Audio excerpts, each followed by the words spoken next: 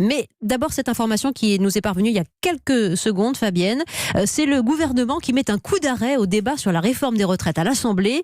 Il annonce donc qu'Édouard Philippe utilisait le 49.3 pour faire passer la réforme sans le vote des députés. Et c'est donc lui qui est venu à la tribune à l'Assemblée pour l'annoncer. Il a dit qu'il engageait donc la responsabilité de son gouvernement, Jean-Rémy Baudot.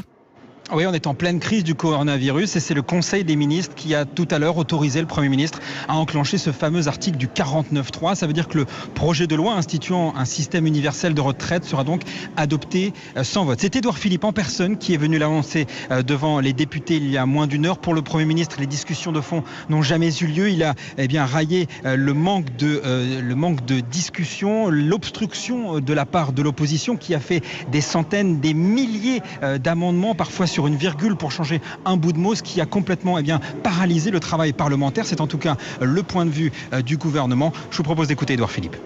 Pour assumer leur mission et tout simplement faire leur travail, beaucoup de députés, de la majorité comme des oppositions, ont dû faire face dès le début de leurs travaux à une stratégie d'obstruction délibérée de la part d'une minorité, une stratégie, je me permets de le rappeler puisqu'elle a été présentée et assumée comme telle, qui avait pour unique finalité d'empêcher la tenue du débat ou d'interdire le fait que l'on puisse arriver à son terme.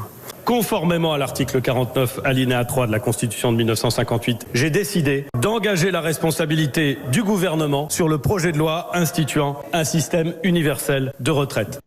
Alors techniquement, le gouvernement a donc déposé un nouveau texte dans lequel il dit avoir retenu des amendements de la majorité mais aussi de l'opposition sur la pénibilité, sur les retraites progressives ou encore sur les seniors. On devrait connaître prochainement le détail de ce nouveau texte. L'opposition est évidemment furibonde. On a entendu de nombreux cris dans l'Assemblée au moment où Édouard Philippe a annoncé ce 49.3. L'opposition qui dénonce un déni de démocratie. Elle a 24 heures pour déposer une motion de censure pour tenter de faire tomber le gouvernement. À ce stade, aucune chance qu'elle n'y parvienne. Jean-Rémy Baudot du service politique d'Europe 1.